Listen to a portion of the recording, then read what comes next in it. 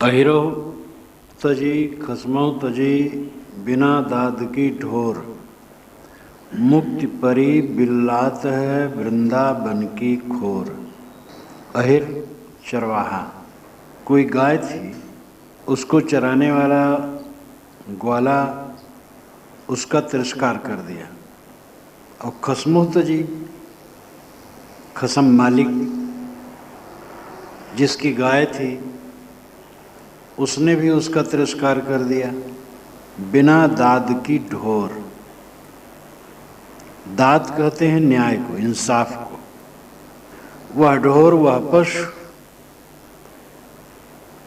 कहीं न्याय नहीं पाती है, कहीं इंसाफ नहीं पाती है, उसके हक में कहने वाला कोई नहीं मिलता है। न तो मालिक उसको चारा देता है, न चरवाहा। मुक्ति परी बिललात है वृंदावन की खोरी। मुक्ति परी, वो मुक्ति छुटी हुई बिल्लाती है वृंदावन की खोर गलियों में। गोकुल के पास एक वन जिसको वृंदावन कहते हैं, अब तो वो एक शहर है। तो वृंदावन की गलियों में, जंगलों की गलियों में वो छुटी हुई बिलखती, न मालिक आश्रय देता है और न चरवाहा उसकी रक्षा करता है। ये साहब का बहुत बड़ा व्यंग है। जो अलग भगवान खोजते हैं उन पर व्यंग है। जो अलग भगवान माना है वो मालिक उसने भी छोड़ दिया जीव को, क्योंकि अलग भगवान है नहीं। वो जब कुछ है ही नहीं तब मिलेगा कैसे। और अहिर चरवाहे गुरु लोग जो हैं वे भी छोड़ दिए। गुरु लोग क्या कहेंगे? गुरु लोग यही कहते रहते हैं, भजन करते रहो तुम्हें परमात्मा के दर्शन होंगे, कहते रहते हैं। कोई बाहर से हो तो दर्शन हो। दर्शन तो दृश्य के होते हैं और दृश्य जड़ है, वो परमात्मा कैसे होगा? इतनी सी बात लोग नहीं सोच पाते हैं। मुक्ति परी बिल्लात है वृंदावन की खोर। वृंदावन की गलियों में ऐसे साधक बिलखते हैं। मुक्ति परी बिल्लात है, यानी छुटे हुए, दोनों से रहित, परमात्मा मिला नहीं। और गुरु भी बेचारे क्या कहें, कहते तो रहे जीवन भर कि भगवान के दर्शन होंगे होंगे होंगे, कहने वालों को ही नहीं हुए हैं तो उनको कैसे होंगे? तो ऐसे जीव वृंदावन की गलियों में, वृंदावन तो एक उपलक्षण मात्र है, संसार में वो भटकते हैं। जो बाहर भगवान खोजेगा भटकेगा। अथवा मुक्ति परी बिल्लात है वृंदावन की खोर। वृंदावन की गलियों में मुक्ति बिलखती है, क्योंकि मुक्ति को कोई नहीं पूछता है। सगुण उपासक मुक्ति नहीं चाहते हैं, वो चाहते भगवान का धाम मिले, उनके साथ हम रहें, आनंद भोगें, मुक्ति की जरूरत नहीं। तो मुक्ति बिचारी बिलखती है वृंदावन की गलियों में, कोई पूछने वाला नहीं। दूसरे ढंग से इस प्रकार समझा जा सकता है।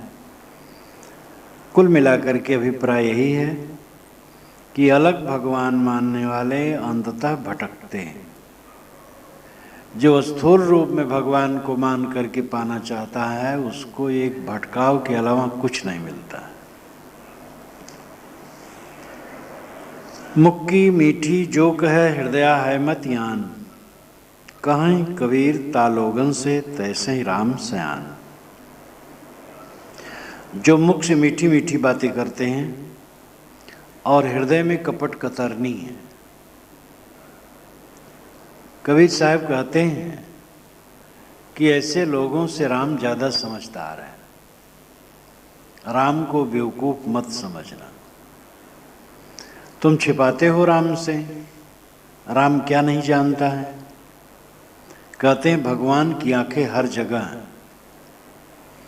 तुम दूसरे से छिपा सकते हो, भगवान से, राम से नहीं छिपा सकते। जो लोग घूस लेते हैं, मिलावटबाजी करते हैं, चोर बाजारी करते हैं और अन्याय करते हैं और कहते हैं हम भगवान मानते हैं, कैसे भगवान मानते हैं? भगवान की आंखें कहाँ नहीं है, वो क्या नहीं जानता। अब अगर गलत काम करते हैं तो भगवान को कहाँ मानते हैं?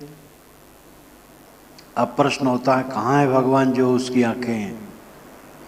भगवान सबकी अंतरात्मा है और अंतरात्मा की आंखें हर जगह हैं। किसी व्यक्ति से छिपा करके चोरी कर सकते हो, भगवान से नहीं, अपनी अंतरात्मा से नहीं। दूसरा कोई न जाने हमारी चोरी, ये संभव है, लेकिन हम खुद न जाने ये संभव नहीं। दूसरे की आंखें न देखें ये संभव है, लेकिन मेरी आंखें न देखें, मैं चोरी करूं, मेरी आंखें न देखें, ये कैसे संभव होगा? मेरी आंखें भगवान की आंखें, मेरी अंतरात्मा भगवान है। तो अपनी अंतरात्मा से छिपा करके कोई पाप पुण्य कैसे कर सकता है? सुभान मियाँ की कहानी इसी पर है। सुभान मियाँ बड़े सरल थे।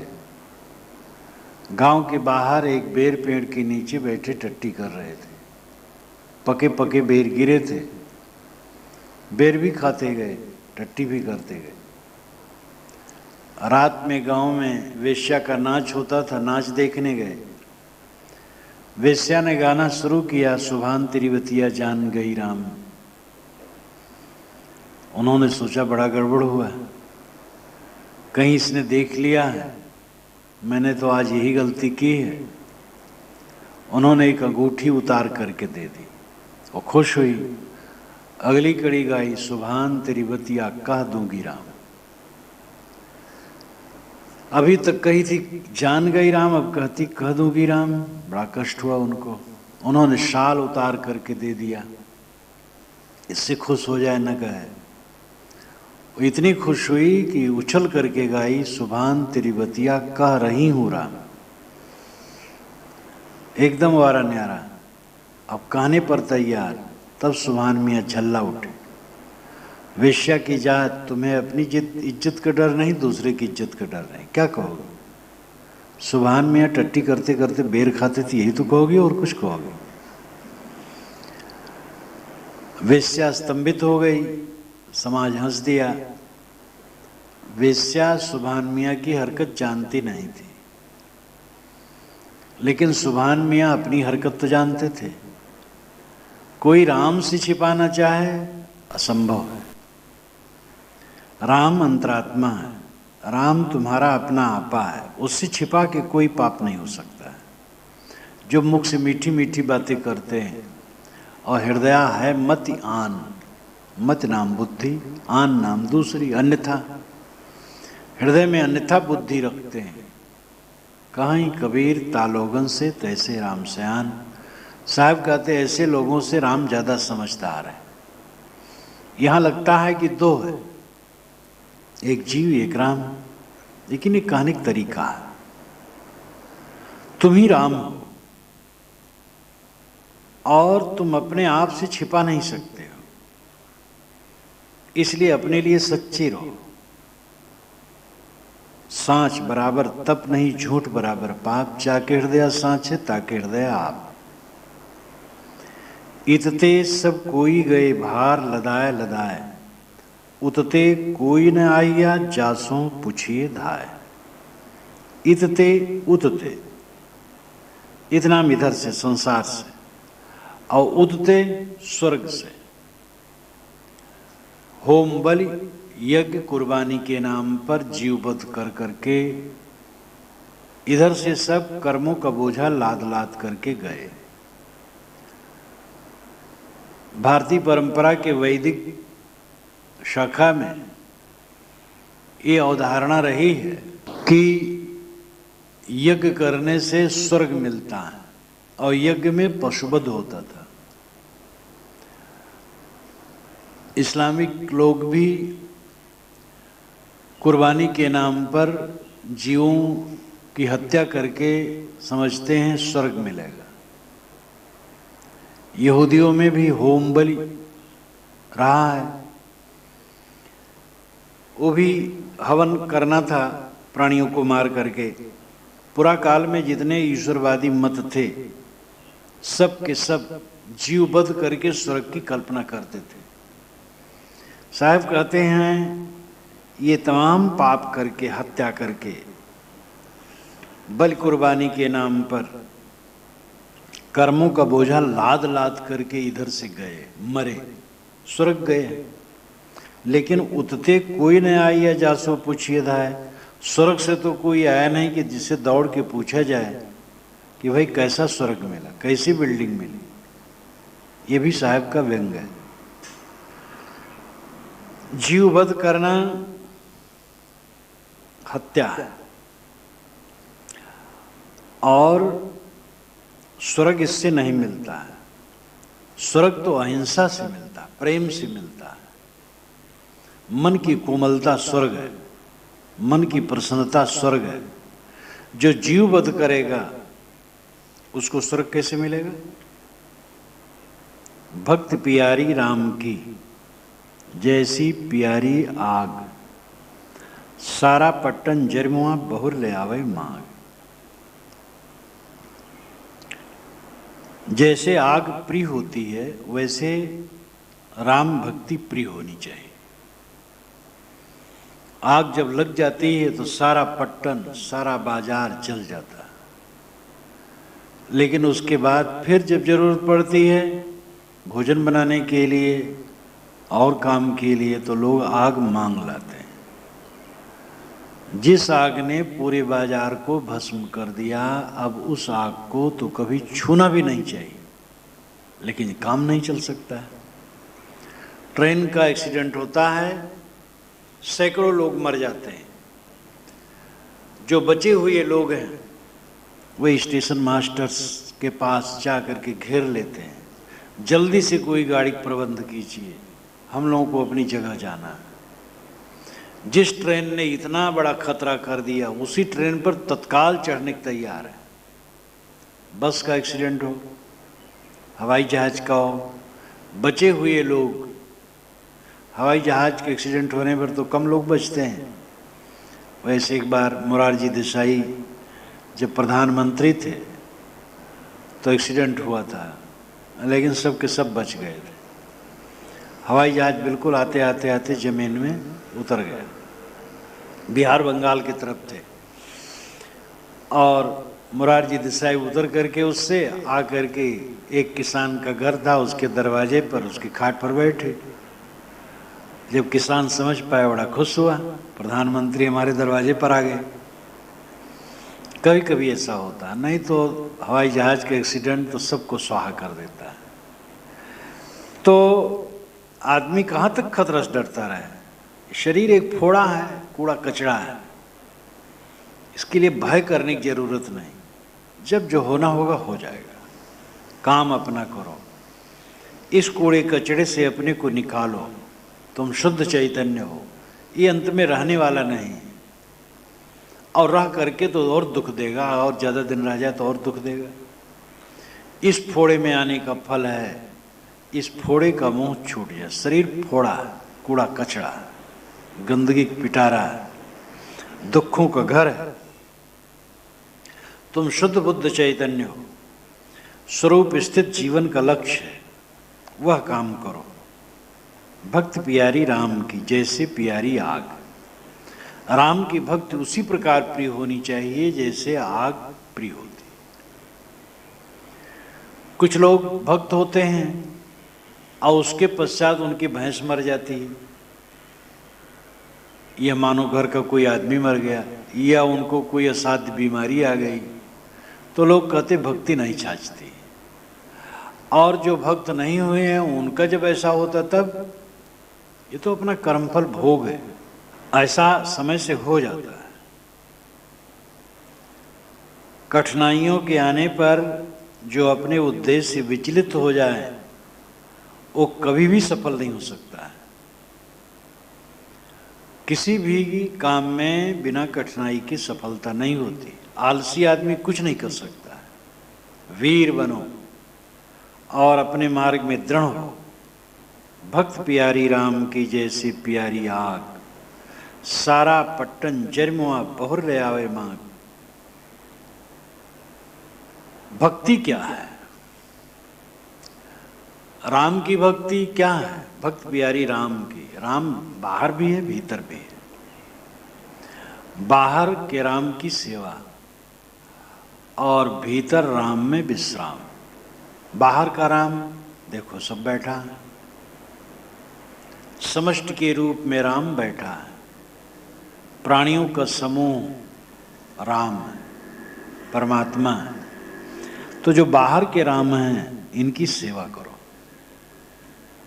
सेवा का मतलब है कि किसी कष्ट पहले न दो। सेवा तो तुम क्या करोगे? तुम्हारे पास इतना सामर्थ्य नहीं है कि सबकी सेवा करो। पहली बात तो यह है कि किसी को तकलीफ न दो, किसी का हक न मारो।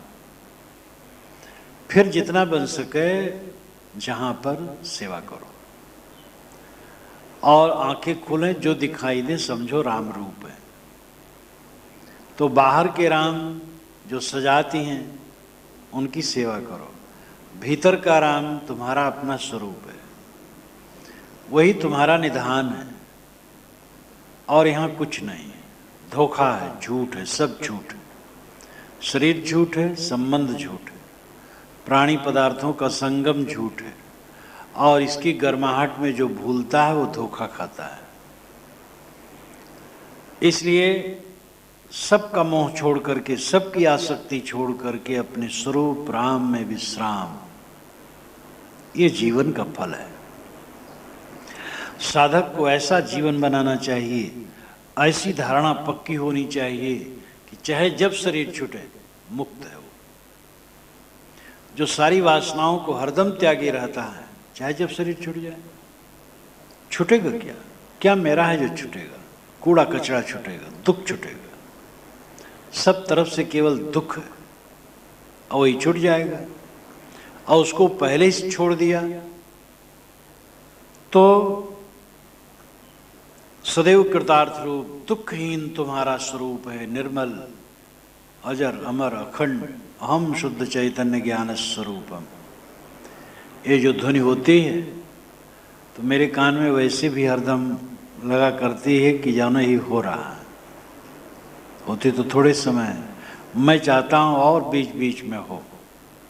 जलपान के समय, सुबह जलपान के समय अभी, और शाम को भी जलपान के समय हो, कम से कम आधा आधा घंटा। बाहर के शब्द दिमाग में लोगों के गूंजते हैं, बेकार बेकार, वो दूर हो। ज्ञान के शब्द गूंजें, अन्यथा कभी मत कहो। कोई संसारिक चर्चा में न डूबो और ज्ञान की चर्चा करो। भवबंधन को काटो। जीवन का लक्ष्य मोक्ष है और मोक्ष इसी जीवन में सारी आसक्ति को छोड़कर स्वरूप स्थिति। फिर जब शरीर छूट जाए तो राम बाहर है, राम भीतर है। बाहर के प्राणी राम रूप हमारे सजाती हैं, उनके प्रति हमदर्दी, सेवा भाव। और भीतर राम अपना स्वरूप है, अपने स्वरूप में स्थित।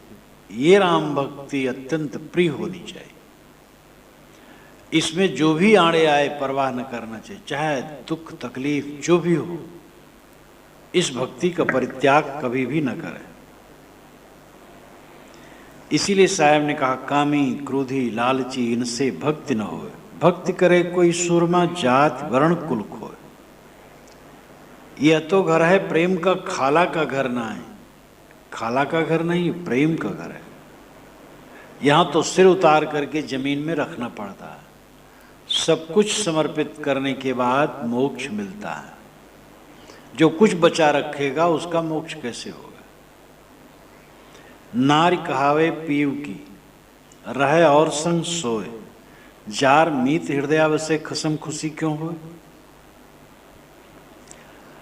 नारी कहावे पीव, कोई नारी अपने पीव की, अपने पति की पत्नी कहलावे, लेकिन रहे और संग सोए। वो दूसरे के साथ में सो जाए, जार के साथ हो रहे। जार मीत हृदय बस है। जार का मतलब है पराई स्त्री से प्रेम करने वाला व्यभिचारी।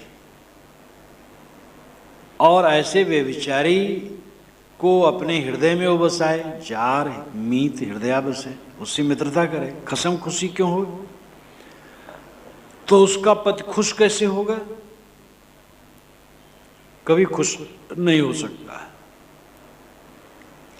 जो गुरु भक्त, राम भक्त कहला करके और जगह प्रेम करते हैं, देवी देवता, विषय वासना संसार में, तो गुरु कैसे खुश होंगे? राम कैसे खुश होंगे?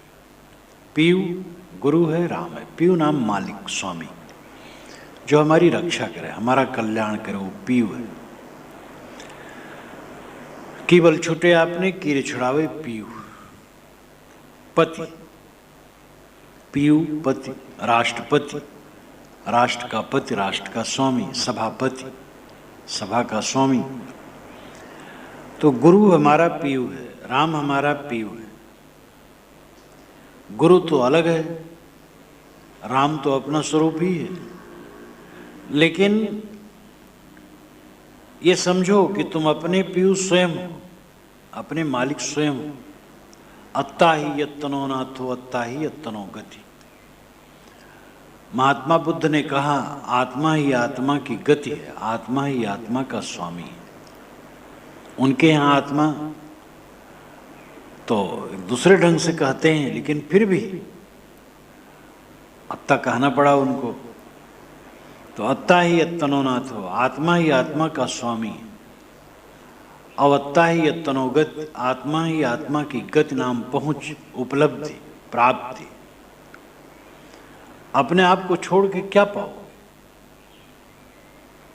तो निस्वरूप अपना पीयू है। और निस्वरूप की स्थिति छोड़ करके जो विषयों में रमे, तो निस्वरूप की स्थिति कैसे होगी? आत्मा कैसे प्रसन्न होगा? अगर हम आत्मा को छोड़ करके विषयों में बहते हैं, देवी देवताओं में भटकते हैं, तो स्वरूप स्थिति कैसे होगी? सदगुरु, यथार्थ सदगुरु कैसे प्रसन्न होगा? जो चेला भटकता है बाहर, इसलिए न तो गुरु प्रसन्न होगा, न राम प्रसन्न होगा। जो स्वरूप ज्ञान, स्वरूप स्थित का आचरण छोड़कर भटकेगा, गुरु प्रसन्न नहीं हो सकता और राम प्रसन्न नहीं हो सकता, अपनी अंतरात्मा संतुष्ट नहीं हो सकती। इसलिए सारी भ्रांत छोड़कर स्वरूप स्थित करो। सज्जन से दुर्जन भया, सुन काहू की बोल। कांसा तामा वह रहा, हता टिकों का मोल। आदमी सज्जन था लेकिन दुर्जन हो गया। कैसे हो गया? सुन काहू की बोल, काहू की बोल सुनकर। काहू नाम बेपारखी, जिनके पास विवेक नहीं, समझ नहीं, उनकी बात सुन करके दुर्जन हो गए। चीटी चावल ले चली, बीच में मिल गई दार। काहीं कबीर संसो पड़ा, एकले दूची टार। चीटी चावल लेके चली, बीच में दाल मिल गई और रुक गई। दाल का लोभ हो गया, इतने में कबीर साहब आ गए। उन्होंने कहा, भाई एक ले दूसरे को छोड़, दोनों नहीं बनेगा, या तो चावल या तो दाल। अब तुम मोक्ष भी चाहते हो और विषय वासना भी चाहते हो, कैसे बनेगा? जोर से हंसना भी चाहते हो, गाल भी फुलाना चाहते हो। कठ उपनिषद में यमाचार्य ने नचिकेता से कहा है, ये श्रेय मार्ग, प्रेम मार्ग, दोनों की दिशाएं बिल्कुल दूर अलग अलग है। श्रेय चाहे तो प्रेय छोड़ना पड़ेगा और प्रेय चाहे तो श्रेय छोड़ना पड़ेगा। प्रेय नाम विषय वासना जो प्रिय लगती है, श्रेय नाम ऊंचा कल्याण दशा। तो मोक्ष मार्ग और भोग मार्ग दोनों की दिशाएं बिल्कुल विपरीत हैं। सज्जन दुर्जन हो गया, सुन काहू की बोल, बेपारखी की बोल, अविवेकी की बोल सुन सुन करके। कासा तामा हुए रहा हता ठिकों का मोल। हता नाम था तो ठीक मोल का, सोना रत्न, लेकिन अपने को न समझ करके कासा तामा हो गया। कांसा दो धातुओं से बनी एक धातु, तांबे और जस्ते के मेल से ये बनता है। और तामा बहुत प्रसिद्ध है, ये स्वयं धातु है। तो कासा तामा होए रहा, हता ठिकों का मोल, ठीक कीमत का था, सोना था, रत्न था, लेकिन कासा तामा हो गया। तुम कृतार्थ हो, मंगलमय और दुखी हो। दुख तो तुम्हारे पास फटकना भी नहीं चाहिए। सदैव आनंद कंद, सदैव सुखी, और दुखी हो क्योंकि अपने को नहीं समझते हो। और समझ भी जाते हो तो जो अध्यास है वो दबाते हैं, उनको काटना नहीं जानते हो। जितनी साधना करनी चाहिए उतनी साधना नहीं करते हो। समय तो बहुत बीत गया, सन्मार्ग में आए, लेकिन अपेक्षित लाभ नहीं हुआ। क्यों नहीं? जो करना चाहिए नहीं किए, और करते रहे, भटकते रहे। मन वाणी कर्मों से पूर्ण समर्पित होकर के साधना का काम जो करेगा उसी का कल्याण होगा। ठीक कीमत तुम्हारी और तुम कासा तामा में बिक रहे हो। मनुष्य पत्थर की कीमत का भी नहीं रहा। मनुष्य जो सर्वोच्च प्राणी है वो पत्थर की पिंडी के सामने नाक रगड़ता है, भोग मोक्ष मांगता है। पेड़ के सामने, नदी के सामने, समुद्र के सामने, सूरज के सामने, जड़ पदार्थों के सामने आदमी नाक रगड़ रगड़ करके मोक्ष मांगता है, भोग मांगता है।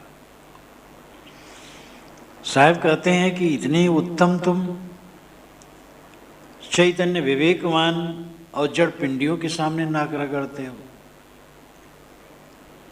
तुम स्वयं तृप्त स्वरूप विषयों के गुलाम बन रहे हो। स्वाद, रस, स्पर्श, गंध, रूप, इनमें भटक रहे हो। ये तुम्हारा दुर्भाग्य। बिरहीन साजी आरती, दर्शन दीजे राम। मोये दर्शन दे होगे तो आवे कौने काम। बिरहीन कहते हैं जो पति से बिछुड़ी हो। बिरह का मतलब है वियोग। माधुर्य भक्ति वाले मानते हैं कि हम पत्नी हैं और ईश्वर पति है। सूफी संत जो इस्लामिक होते हैं वे मानते हैं कि हम पति हैं और ईश्वर पत्नी है। वे मानते हैं कि स्त्री में स्वाभाविक आकर्षण होता है। अगर ईश्वर को हम स्त्री माने तो हमारा उनमें आकर्षण होगा। और हिंदू जो इस ढंग के उपासक हैं वे मानते हैं कि हमें ईश्वर को खुश करना है, इसलिए स्वयं स्त्री बन जाना है। ये दोनों कुपंथ है और ये मार्ग अच्छा नहीं। सदगुरु कबीर ने बीजक में इसका खंडन किया। विद्वानों ने बिना जाने समझे उल्टा अर्थ करके कबीर साहब को ही माधुर्य भक्ति करने वाला बता दिया। बिरहीन साजी आरती, परमात्मा पद से बिछड़ी हुई बिरहीन भक्त आरती साजी और ईश्वर की आरती करने लगी और कहा, हे राम दर्शन दीजिए। और उनको विश्वास है कि हम रोएंगे गाएंगे दर्शन देगा। आज के युग में भी कितने भावुक हैं, पर्वतों से कूद पड़ते हैं। वे विश्वास करते जब कूदेंगे तब तो भगवान गोद में ले लेंगे, और कूदते हैं टूट फाट के, गिर के मर जाते, बस कुछ नहीं होता। मोये दर्शन देओगे तो आवे कौने काम। अगर मरने पर दर्शन दोगे तो किस काम आएगा। साहब के व्यंग करते हैं। कुछ गुरु लोग कहते हैं कि भाई अभी परमात्मा नहीं मिला है तो मरने के बाद मिलेगा। साहब कहते मर जाओगे तब क्या पता है कि दर्शन देगा कि नहीं देगा। आज दर्शन हो तो ठीक, लेकिन जिसका दर्शन होगा तो रूप होगा, तो रूप परमात्मा कैसे होगा? अरूपम अगंधम अस्पर्शम, श्रुतियों में कहा गया, और रूप रहित, शब्द रहित, गंध रहित, रस रहित, सारे विषयों से रहित है। ये चक्षुषा न पश्यति एन चक्षुंस पश्यति तदेव ब्रह्मत्वं विद्धि नेदम यदिदमुपास्ते। ये चक्षुषा न पश्यति, आंखें जिसको नहीं देख सकती, एन चक्षुंस पश्यति, किंतु जिसकी सत्ता से आंखें देखती हैं, तदेव ब्रह्मत्वं विद्धि, उसी को ही तू ब्रह्म जान। नेदम यदिदमुपास्ते, ना इदम यदिदमुपास्ते, यह जिसकी तुम उपासना करता है रूप का, वो ब्रह्म नहीं। ऐसे प्राण शब्द सभी के लिए कहा गया। तो भास दृश्य जब शांत हो जाता है तब स्वयं स्वरूप की स्थिति होती है। पल में परलय बीतिया लोगहि लागू तमारी, आगल सोच निवारी के पाछल करो गुहारी। पल में परलय हो जाएगा और बीतिया सब ठंडा हो जाएगा, अंगीठी बुझ जाएगी, तापने वाले खिसक जाएंगे।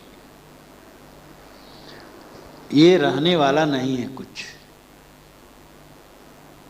पल में परलय बीतिया, पल में प्रलय होगा और तुम्हारा अपना माना हुआ सब खो जाएगा। लोग ही लागू तमारी, इसलिए ऐ लोगों तमारी में लगो।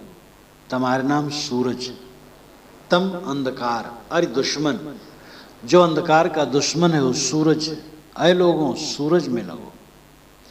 लक्षणार्थ है इसका, सूरज नाम ज्ञान, ज्ञान में लगो, स्वरूप ज्ञान में लगो। तुम जिसमें रम रहे हो वो खो जाने वाला है, और जो कभी नहीं खोने वाला है उसको तुम भूले हो। पल में परलय बीतिया, जो तुम जिसमें तुम अटके हो, मोह कर रहे हो और पैर पसार करके सो रहे हो, वो तो क्षण ही में बीत जाएगा, प्रलय हो जाएगा तुम्हारे शरीर का और गया सब। इसलिए ऐ लोगों सावधान, यहां तुम्हारा कुछ नहीं। तमारी में लगो, ज्ञान में लगो, स्वरूप ज्ञान में लगो, अपने आप में आओ। आगल सोच निवारी के पाछल करो गुहारी। आगल और पाछल का सोच निवार करके गुहार करो। आगे पीछे की चिंता छोड़ करके गुहार करो। सत्संग में जा करके चिल्लाओ, हे सद्गुरु, हे संत, हमारा उद्धार करो। इसका भी लाक्षणिक अर्थ है कि गुरु संतों के पास जाओ जो इस मार्ग में लगे हैं। वेशधारी भी बहुत हैं जो स्वयं भटके हैं, लेकिन जो लगे हो, जो कल्याण मार्ग में, मोक्ष दिशा में लगे हो, मोक्ष का काम करते हो, ऐसे संत गुरु के पास जाकर के गुहारी करो। मतलब उनसे पूछो, जांचो, समझो, विचारो, उनका साहचर्य प्राप्त करो। अवागल और पाछल सोच छोड़ दो। पहले क्या कर डाले ये न सोचो, आगे क्या होगा इसको भी न सोचो, बस वर्तमान में अपने को सुधारो। साधक को चाहिए कि भूत की चिंता और कल्पना और पश्चाताप में, पछतावा में जले ना। आगे भविष्य की मनोरम कल्पना में, आशा में पुलकित हो करके समय बर्बाद न करे।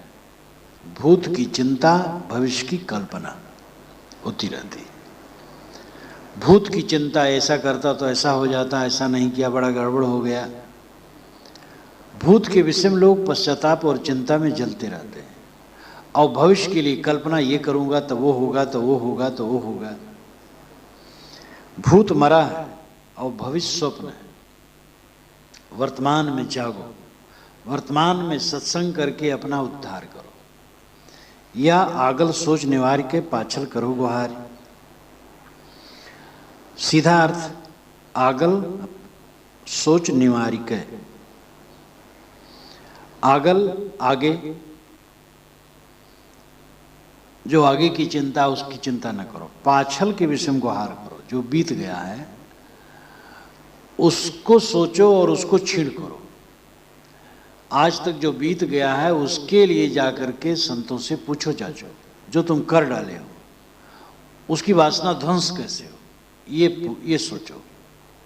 आगे तो कुछ किए नहीं हो, भविष्य में तो भविष्य आएगा जब, तो वर्तमान होगा तब कुछ करोगे। इसलिए अभी तक जो तुम किए हो उसका निर्वाह करो। कृतम मस्मर कृतम मस्मर, कृतम मस्मर कृतम मस्मर, ये वेद का वचन है। जो तूने कर डाला है उसका स्मरण कर, उसका निदान कर, और समझ अच्छी तरह कि जो गलती हो गई गलती न दोहराओ। गलती के लिए पश्चाताप में घुलो न, हो गई, अब उसको दोहराओ मत। सारी वासनाओं का त्याग करो। गांजा भांग बीड़ी सिगरेट पीते थे, तंबाकू खाते थे, छोड़ दो, फिर न खाओ पियो, मोह भी उसका छूट जाए। काम वासना में पड़े थे, अब छोड़ दो, अब उसमें न पड़ो। मोह ममता में थे, अब वैसा न करो। अमुक गलतियां कर डाले थे, अब ऐसा न करो। तो इस प्रकार जो पाछल पीछे का है उसके लिए गुहार करो। संतों से जाके पूछो कि जो मैंने कर डाला है उसका निर्वाह कैसे होगा। तो उसके निर्वाह का रास्ता यही है कि फिर उसको न दोहराओ और आगल का सोच न करो। पीछे के विकारों को ध्वंस कर देने पर वर्तमान उज्जवल हो जाएगा और भविष्य भी उज्जवल होगा, क्योंकि सारा भविष्य वर्तमान होगा। और वर्तमान में जब तुम ठीक होगे तो सारा भविष्य ठीक होता जाएगा। इसलिए मोह छोड़ो और ज्ञान में लगो। एक समाना सकल में, सकल समाना ताए, कबीर समाना पूछ में जहां दूतिया ना है। एक कहते मन को, आगे आया है एक साधे सब साधिया। तो यहां एक ब्रह्म नहीं है कि एक ब्रह्म सब में समाया और सब ब्रह्म में लीन है। ब्रह्म का कहीं अर्थ हो सकता है, खंडन में हो, मंडन में हो, बाच्चो हो। यहां प्रसंग मन का है, दोनों साखियां साथ साथ है। एक समाना सकल में, सकल समाना ताए, कबीर समाना बूझ में जहां दूतिया नाए। एक साधे सब साधिया, सब साधे एक जाए, जैसा सींचे मूल को फूले फले अगाए। एक मन सब में समाया है और सब मन में समाया है। एक समाना सकल में और सकल समाना ताए। एक मन सब में डूबा है और सब मन में डूबा है। कहने के दो तरीके हुए, बात एक है। हमारा मन दुनिया के विषयों में डूबा है और दुनिया के विषय हमारे मन में डूबे हैं। मनुष्य के अंदर बाहर संसार धू धू करके गुजरता है। संसार में वो डूबा पड़ा, हरदम राग द्वेष काम क्रोध लोभ मोह देहाभिमान विषयासक्ति, इसी में पचता रहता है। एक समाना सकल, मन सब में समाया। सब का अर्थ जो जहां मान्यता है, मान्यता ने उसमें कुछ नहीं समाया है। दूसरे मकान है उसमें हमारा मन नहीं समाया, अपने मकान में समाया है। अपने मकान की दुरुस्ती हम करते हैं, व्यवहार के लिए उसकी आवश्यकता है। मोह नहीं करना। आग से भोजन पकाना है लेकिन चिपक नहीं जाना, नहीं जल जाना होगा। तो जहां जहां हमारी मान्यता है वहां वहां हमारा मन समाया है और सारी मान्यताएं हमारे मन में समाई है। लेकिन इससे हट करके भी कुछ इंसान होते हैं। कबीर समाना बूझ में। कबीर साहब कहते हैं कि जो विवेकवान है वो बूझ में समाये होते हैं, अथवा कबीर बूझ में समाये हैं।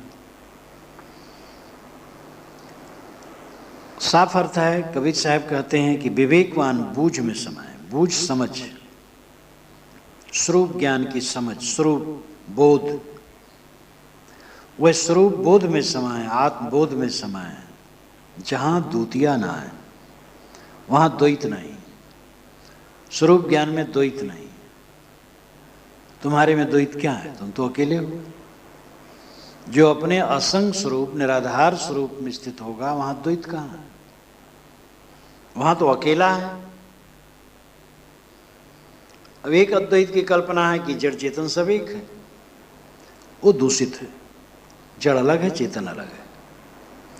चेतन अपने आप में असंग है, ये अद्वैतता है।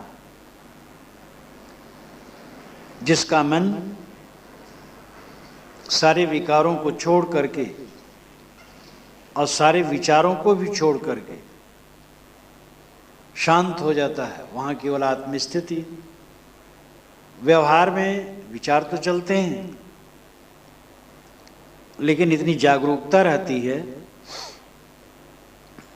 ये सब कुछ मेरा नहीं। तो स्वरूपाकार वृत्ति में जो रहता है वो सदैव कृतार्थ है। स्वरूपाकार वृत्ति अद्वितीय अवस्था है, जहां द्वितीय ना है। स्वरूप अकेला है, अपना आपा अपना अस्तित्व अकेला है। संसारी आदमी का मन दुनिया में डूबा है, दुनिया उनके मन में डूबी है। पक्के बोधवान का मन स्वरूप में लीन है, वहां संसार नहीं है। इसलिए एक साधे सब साधिया, सब साधे एक जाए, जैसा सींचे मूल को फूले फले अगाए। एक मन को साध लो तो जानो सब सध गया। साधने मतलब है वश में करना। एक साधे सब साधिया। हम परिवार को साधते हैं, बस में करना चाहते हैं, शरीर को बस में करना चाहते हैं, दुनिया की चीजों को बस में करना चाहते हैं, अपने को बस में नहीं करना चाहते। अपने कोई बस में कर ले बस, किसी को बस में करने की जरूरत ही नहीं। यहां मतलब है मन को बस में करना। मन को बस में कर लिया, वही अपने बस में करना है। मन बस में हो गया तो अपना आप तो स्वयं ही है। जो काम सहज और सरल है और जिसका परिणाम अमोघ कल्याण है, आदमी वो काम नहीं करता। और जो काम कठिन ही नहीं, असंभव है और जिसके फल में कोई शांति नहीं है, वही काम करने के लिए तैयार रहता है। संसार के प्राणी पदार्थों को वश में करने की जो बात है, ये कठिन ही नहीं है, संभव है। कहाँ वश में होता है कोई? और वश में भी लोग हो जाएं तो उससे अपना क्या कल्याण हो जाएगा। लेकिन मन को वश में करना बड़ा सरल है और उसका फल कल्याण है। लेकिन ये काम लोग नहीं करते हैं। एक साधे सब साधिया। एक मन को वश में कर लो, सब सध गया। सारा संसार अपने बस में। जो यह मन को वश करे शिष्य हो सब देश। इस मन को कोई वश में कर ले, सारा संसार मानो शिष्य है। सब साधे एक जाए। सबको साधने लगे तो एक जानो गया, भाग गया। सबको बस में करने लगे तो एक नाम मन उबा गया। जैसा सींचे मूल को फूले फले अघाए। जैसे जड़ में पानी डालने से पूरा पेड़ हरा भरा होता है, उसमें फूल लगते हैं, फल लगते हैं और फल खाने को मिलते हैं।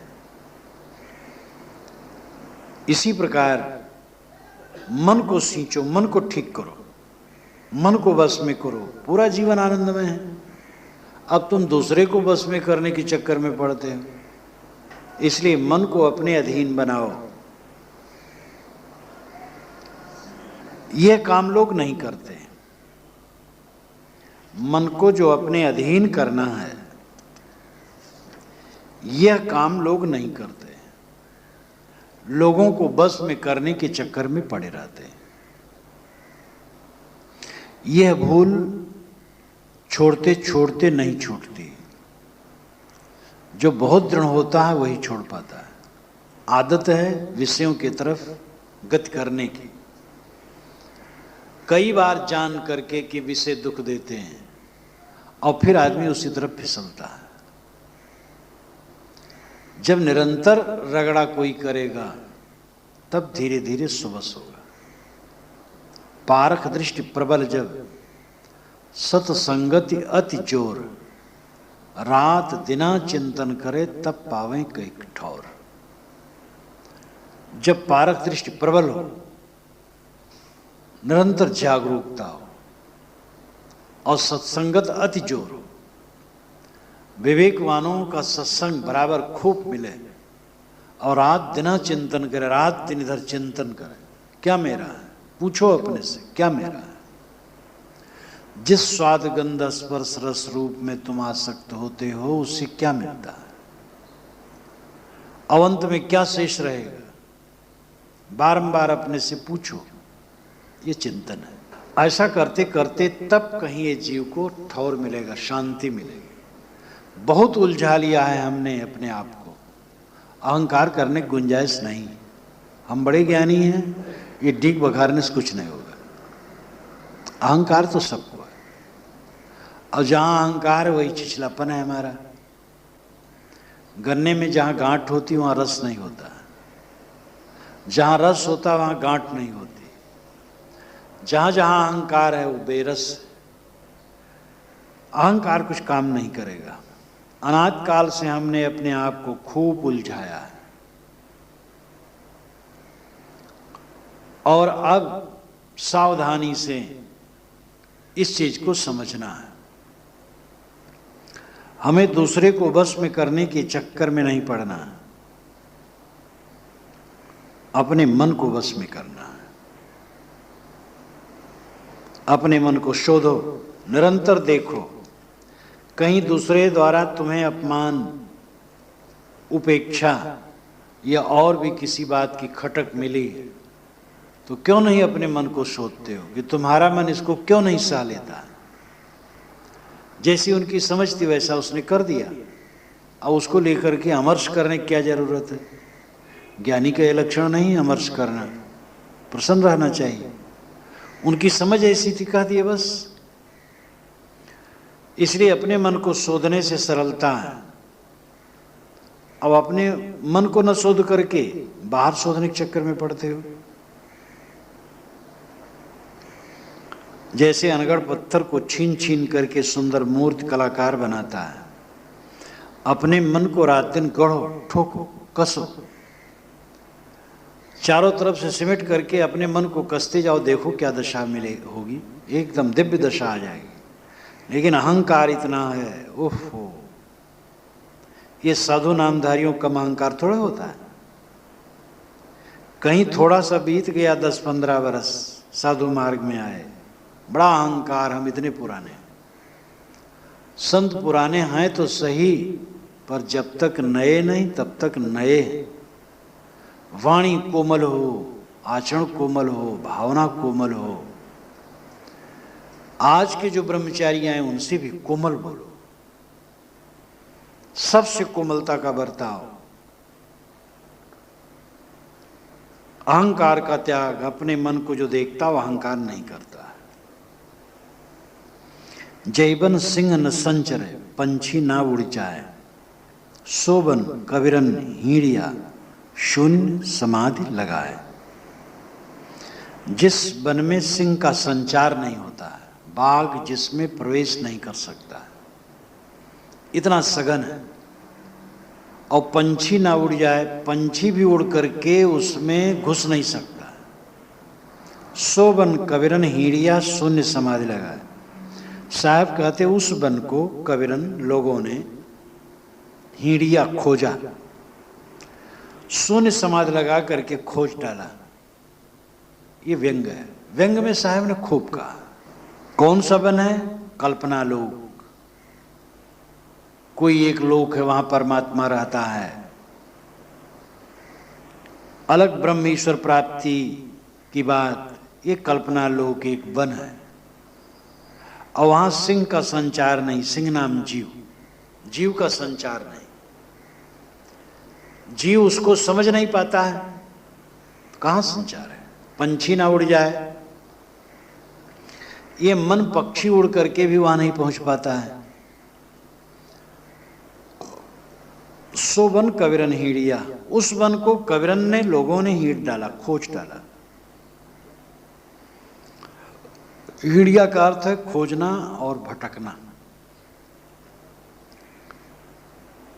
तो ऐसे वन में लोग भटकते रहे और खोजने का दावा किए,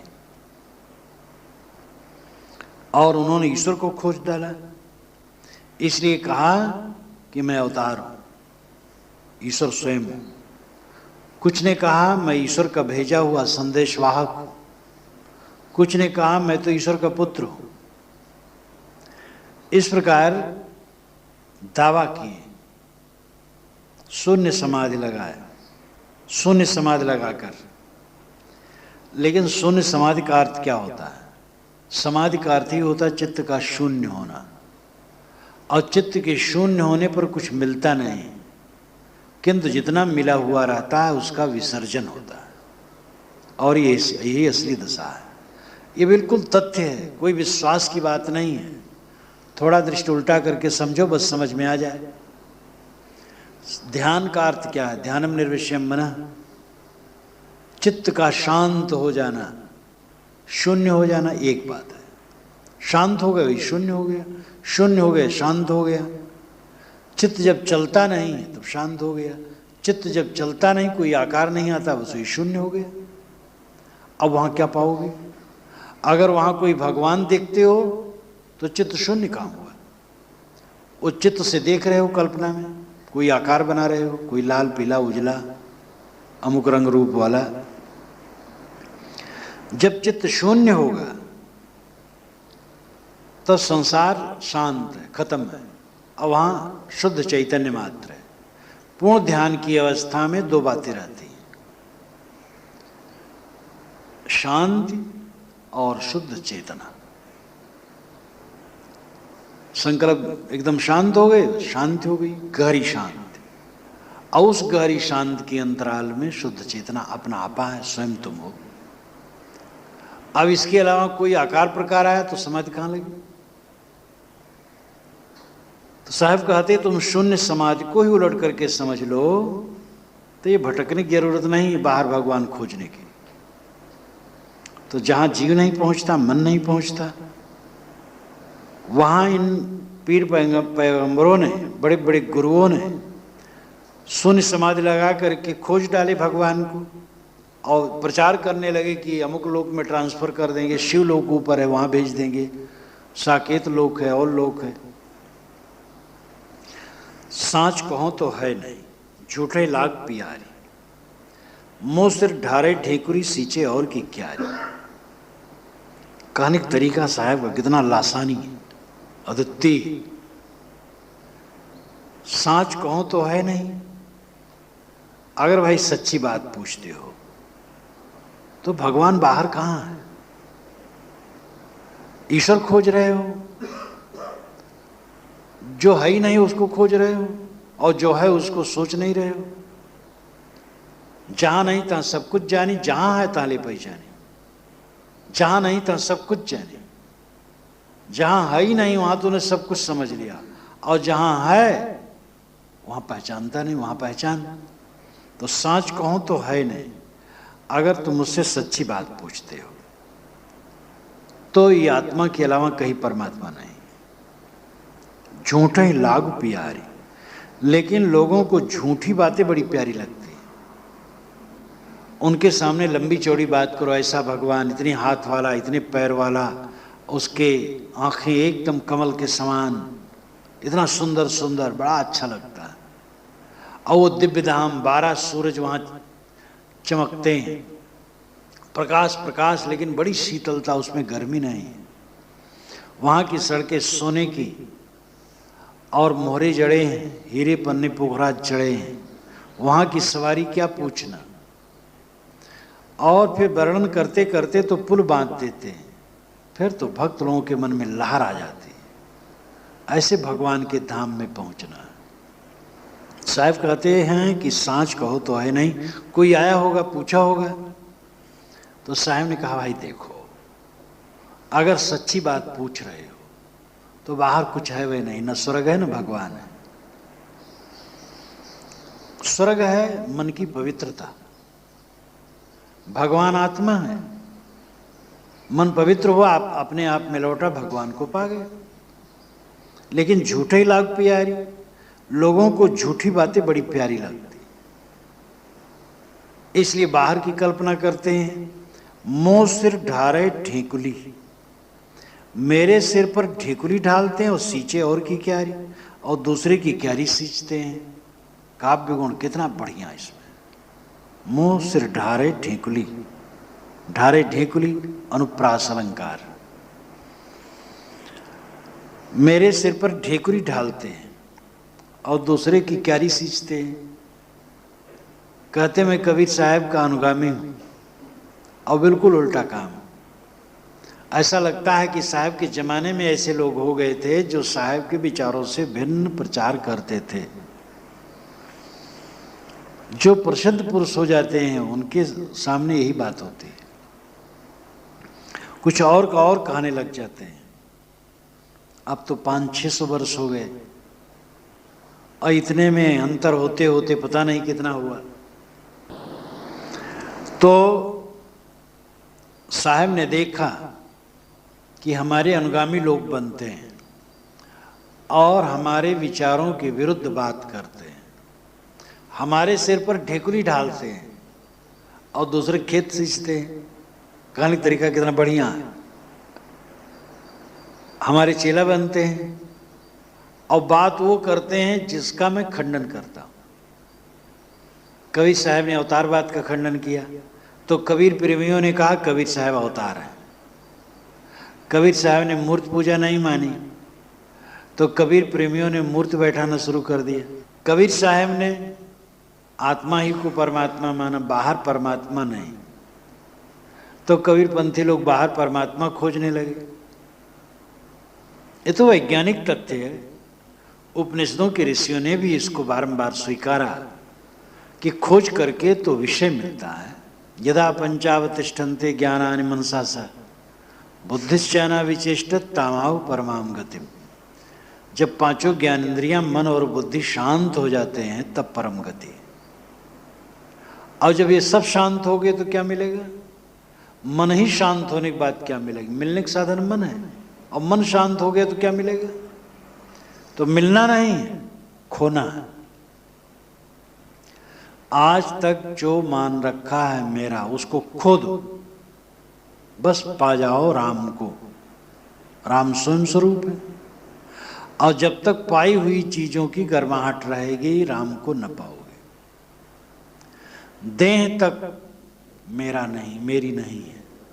देह एक फोड़ा है, कूड़ा कचरा है, एक साधन है, और इसमें रह करके जल्दी से जल्दी विवेक वैराग भक्ति साधना में लग करके वासना की निवृत्ति कर लो, आसक्ति का क्षय कर लो। जिस दिन ये दीपक बुझे तब सो दिन रात, तेल घटा बाती बुझी, तब सो दिन रात, फिर रात दिन सो, और देह में रहते रहते सो। शेते सुखम कष्ट समाधि निष्ठा, जो समाधि में लीन है वो सुख से सोता है।